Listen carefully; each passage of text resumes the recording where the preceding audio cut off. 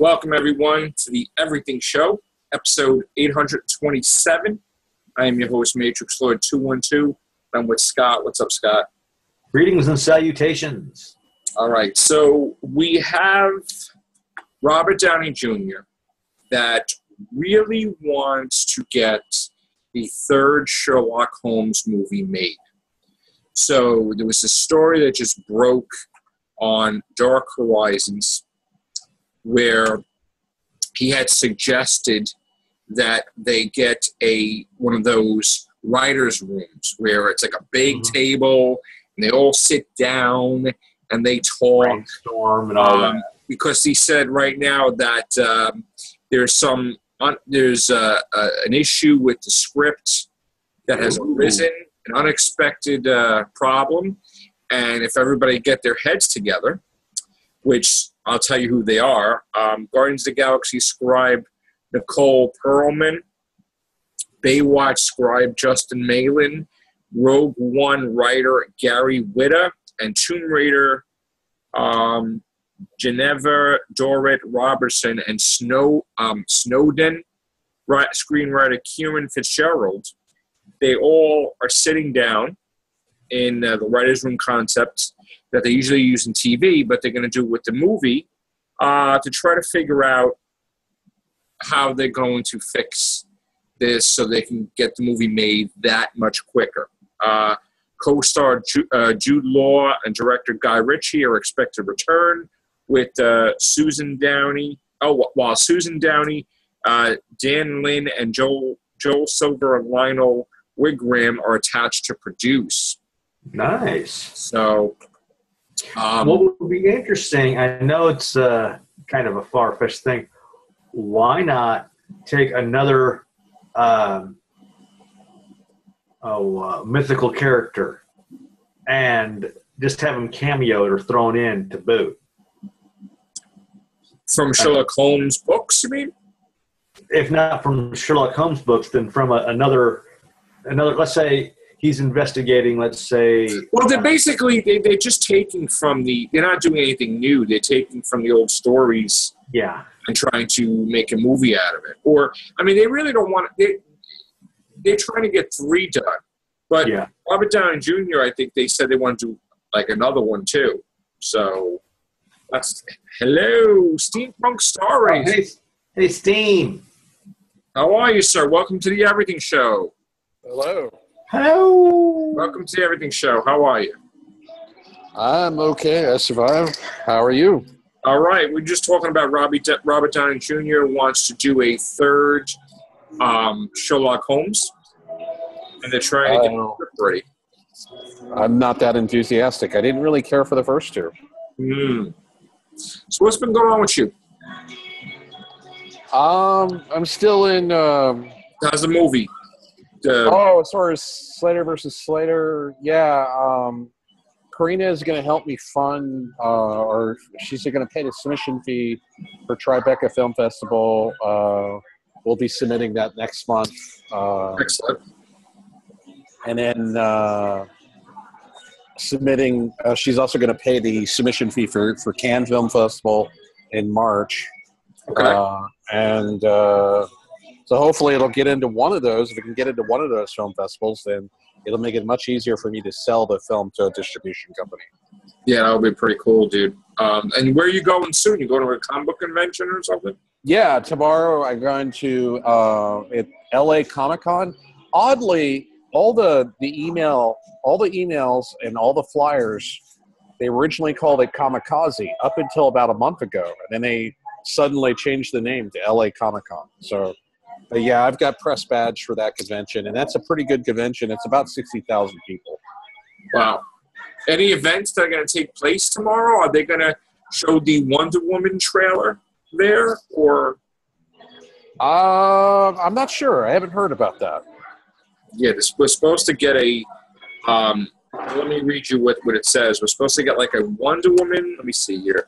Coming from Dark Horizons. Well, they've already released a full trailer for Wonder Woman. No, but another one, I think. Yeah, second or third one. Yeah, this is going to be, let's see here. Oh, they pulled it down. You know what really got me excited? You know, this trailer that I saw, it looks really good. Hopefully, it's not just a good trailer and it's also a good movie. But the Logan Red Band trailer was awesome. Yes. Logan's really nice. Somebody was comparing it to the scenes to another show, and I can't remember what it was now. They've compared it to. I watched several trailer reactions to that because I was just curious what other people thought. People compared it to Priest, but I never watched Priest, so I. It was Priest. It was decent. I could have missed it, but still, I could have caught it on Rainier Land. Let's just say that. I mean, Did Priest get canceled? Preacher or Preacher? Sorry. Preacher, no. Preacher got renewed for another season. Okay, I heard it was similar in feel to Preacher. I had went to a press conference where they were last year where they were advertising Preacher pretty heavily, and they had posters and there was a trailer, and I watched the trailer, and I had no interest in that show. It just didn't seem like my cup of tea. I saw the first 2 minutes or 3 minutes of it, and then I just never got into it. That's not to say it's bad. It was really cool what I saw. But there's so many shows I have to watch and get caught up on. I saw the very first episode, and I was the same way. Same way with Lucifer. I wanted to get into the Strand, too. Well, there's an actress that I want to interview. I want to try to interview her. She's kind of a C-list celebrity. She plays... Is it Strand or Strand? From Flash. There's an actress from Flash that I want to try to interview. Okay. She played Killer Frost. And, she's going to be at LA Comic-Con. If I can interview her, that would be great.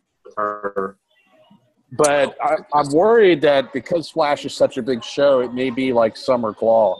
Like when I tried to interview Summer Claw at LA Comic-Con, her security detail wouldn't even let me close. They said that she was only doing autographs and was not doing any interviews. Like it's like some of these celebrities, you have to like go through their agent, and they're used to getting paid for interviews, and so some of them are easier to interview than others, and some are very hard. Like Summer Claw is very hard, right?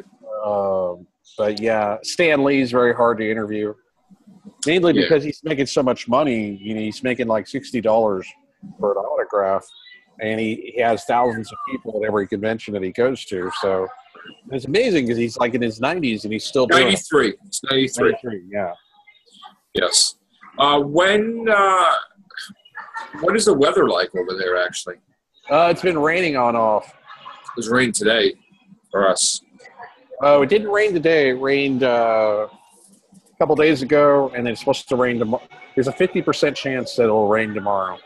We're going to try to have our class cast probably tomorrow or the weekend. I know okay, I haven't seen that yet. I've been getting home very late, and I do apologize.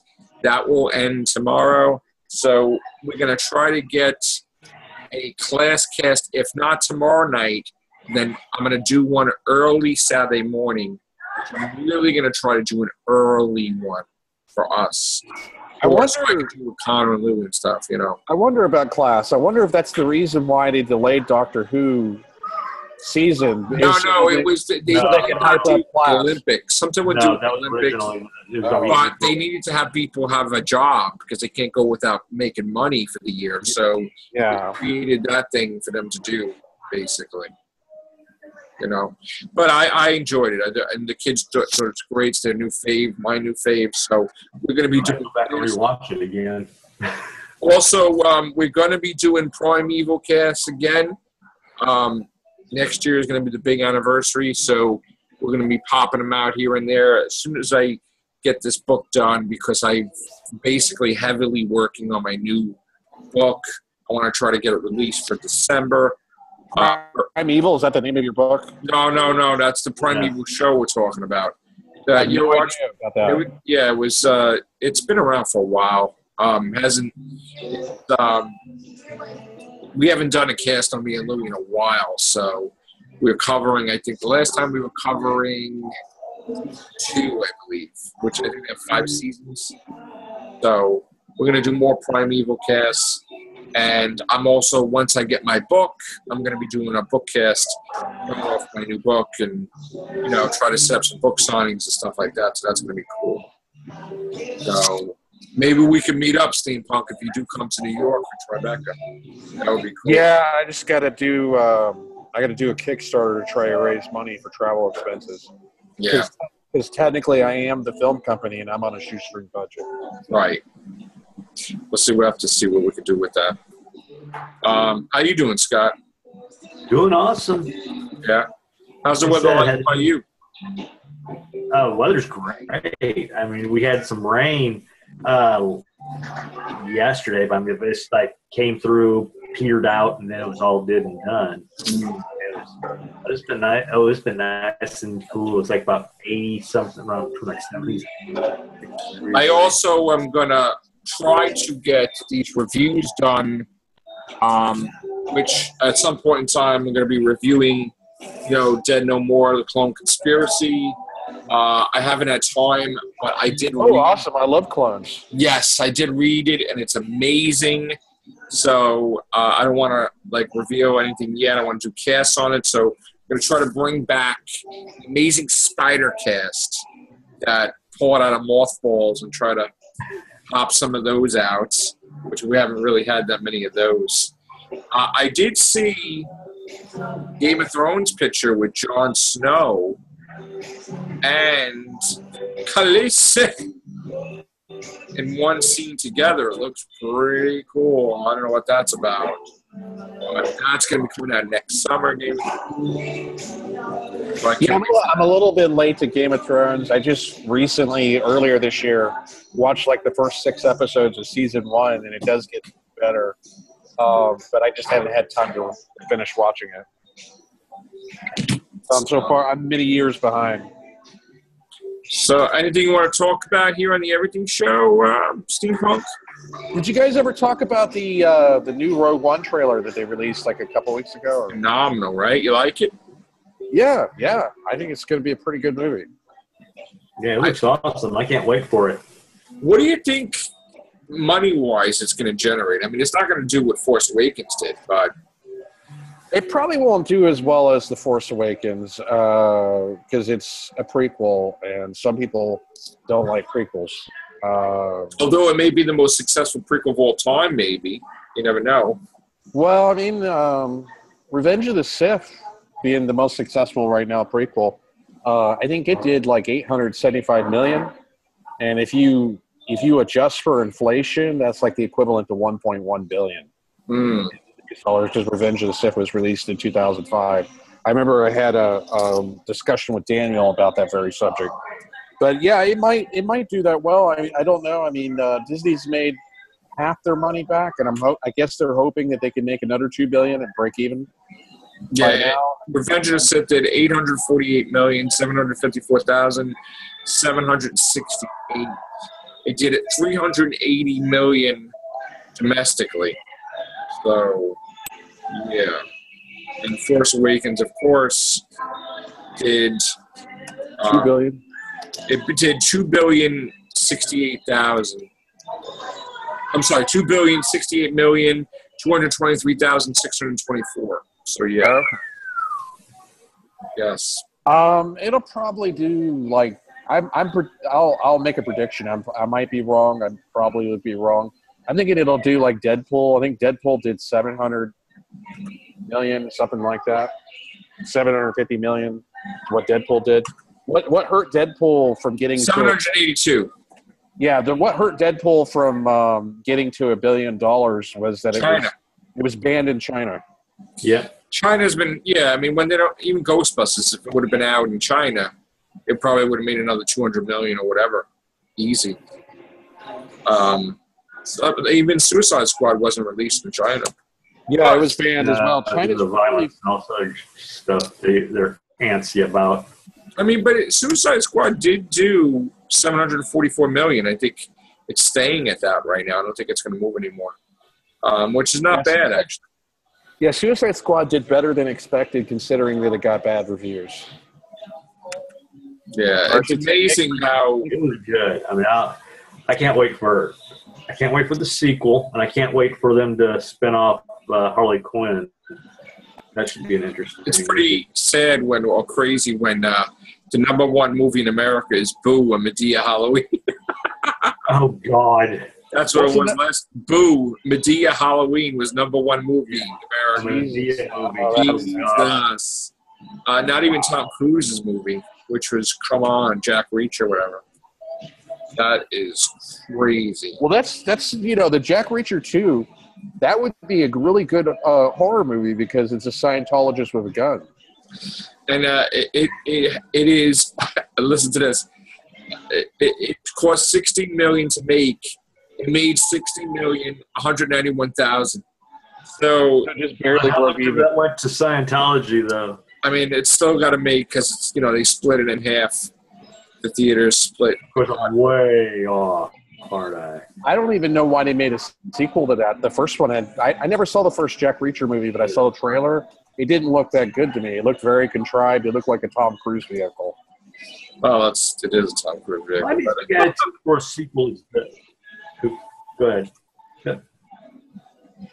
A girl on a train. What I was saying is, my attitude towards the sequel is, if the story requires it, make it. I mean, if there's literally more to say, make it. But don't just make a movie. It just seems like lately they're just making sequels because, this movie made X amount of bucks. This movie made X amount of bucks. I mean, this week is Inferno. That's it. Inferno from Sony, which Tom Hanks, The Da Vinci Code, Angels and Demons is like the third one, I guess.